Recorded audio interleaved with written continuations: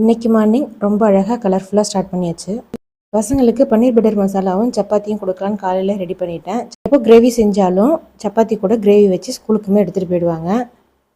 இன்றைக்கி ஒரு தோசை வையாமா அப்படி சொன்னான். சரி, அவனுக்காக ஒரு தோசையும் ஒரு சப்பாத்தியும் வச்சு பேக் பண்ணி கொடுத்து அனுப்பிச்சிட்டு, அவங்க யோகா கிளாஸில் இன்டர்நேஷ்னல் யோகா ஸ்பீச்சுக்கு ஒன்று ரெடி பண்ணி ஜூம் மீட்டிங் அரேஞ்ச் பண்ணியிருக்காங்க.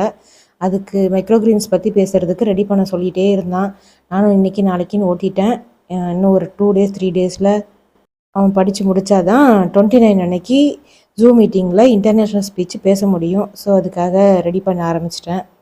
மைக்ரோக்ரீன்ஸ் பெனிஃபிட்ஸ் பற்றி நமக்கு நிறையவே தெரியும். அது கூட யோகா மிங்கிள் பண்ணி எப்படி ப்ரிப்பேர் பண்ணி கொடுக்குறதுன்னு யோசித்து நிறையா சர்ச் பண்ணி எல்லாம் ப்ரிப்பேர் பண்ணி ஃபுல்லாக ஒரு 4-5 பேஜுக்கு எழுதிட்டு அவனுக்கு படிக்கிறதுக்கு பேப்பரில் மாற்றி கன்வெர்ட் பண்ணி கொடுத்தேன். அப்போ தான் அவன் பேப்பரில் அவனுக்கு ஈஸியாக படிக்க முடியும். ஸோ எழுதி கொடுத்ததும் படிக்க ஆரம்பிச்சிட்டான். லேட் பண்ணவே இல்லை. ஏன்னா ஜூம் மீட்டிங்கில் எல்லோரும் நிறைய பேர் இருப்பாங்க. இன்டர்நேஷ்னல் ஸ்பீச் அது, அதனால் படிக்க ஆரம்பிச்சிட்டான் பயத்தில்.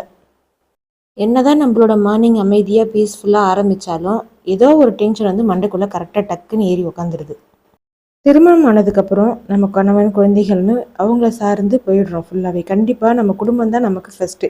நம்ம கணவன் குழந்தைகள் ரொம்ப முக்கியம்தான். நம்மளை விட யாரும் அவங்கள நல்லா பார்த்துக்க போகிறது கிடையாது. எல்லாத்துக்கும் மேலே அவங்கவுங்களுக்கு அவங்கவுங்க ஐடென்டிட்டி ரொம்ப முக்கியம். என்னதான் நாம் அவங்களுக்கு முக்கியத்துவம் கொடுத்தாலும் நமக்குன்னு ஒரு ஐடென்டிட்டி நமக்கு வேணும். மேக்ஸிமம் எல்லாருமே நம்ம படிச்சிருக்கோம். நம்ம படித்ததுக்கான நமக்கு ஐடென்டிட்டி இருக்கான்னு கேட்டால் அது நம்ம பசங்களுக்கு தான் யூஸ் ஆகுது. 24 மணி நேரமும் நம்ம ஃபேமிலியை பற்றியுமே யோசிச்சுட்ருக்கோம். அதில் ஒரு 2 மணி நேரம் ஸ்பெண்ட் பண்ணி நம்மளோட ஐடென்டிட்டிக்கான தேடலை நம்ம ஸ்டார்ட் பண்ணோம்னா நம்ம தேடலுக்கு ஒரு வழி பிறக்கும்.